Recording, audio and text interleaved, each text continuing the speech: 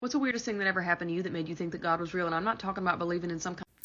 I recorded one of these for the number one moment, but this is my second moment that I was like, this is the craziest thing I've ever experienced, and God has to be real. I had a friend who had passed away from a drug overdose. And when he passed away, I was grieved. I was devastated. Devastated. And I remember going to his funeral. I remember just being really down. And at this time, I had already had my a radical encounter with God. So you should check out that other video I did. However, when stuff like that happens, like death unexpectedly and just somebody you love, it's horrible. And so even though I had an encounter with God, I was really still questioning if he cared. And so fast forward, a year goes by and I'm in a discussion group, and somehow we're talking about why do bad things happen to good people. And the memories about my friend come back up, and I remember I was going to bed and I didn't say this out loud, but I was like, God, like, are you even real? I said it. And I knew in my mind that I was thinking about my friend who passed away. So I go to sleep and I have this dream. And the dream is that there's this house and I'm helping all these people in this house. And all of a sudden, this man walks in the house and I hear, he says, Alexis. And I recognize the voice. And I turn around and it's my friend, and I give him this big hug. I feel like I'm really hugging him. I'm crying. And he's fine. He's not crying. He's like, and then next to him is this other man. And he's like, hey, thank you so much for helping my friend. Now, this other man, I didn't know who he was, but I had a sense that he was like Hispanic, but also came from like a tribal family. And he had these tattoos down his wrists that were blue and black, a very, very, very distinct tattoo.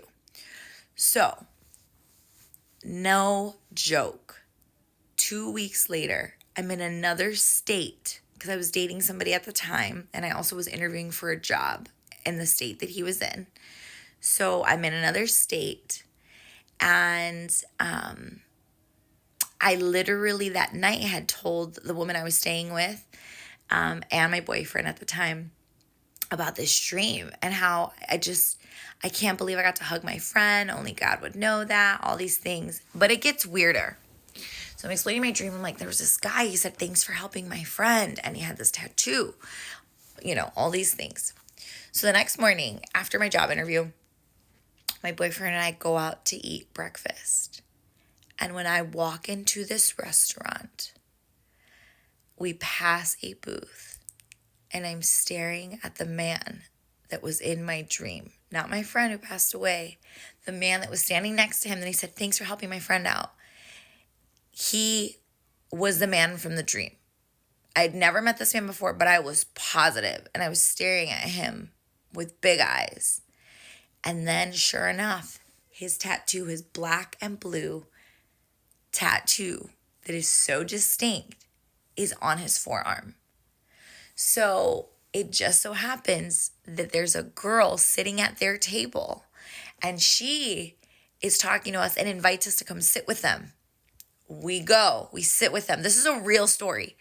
And as we're sitting there, I'm staring at this man.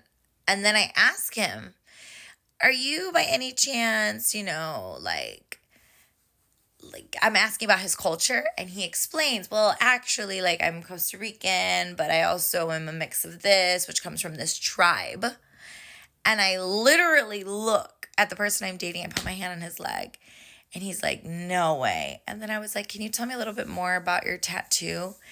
And he starts to share that he had a friend who passed away.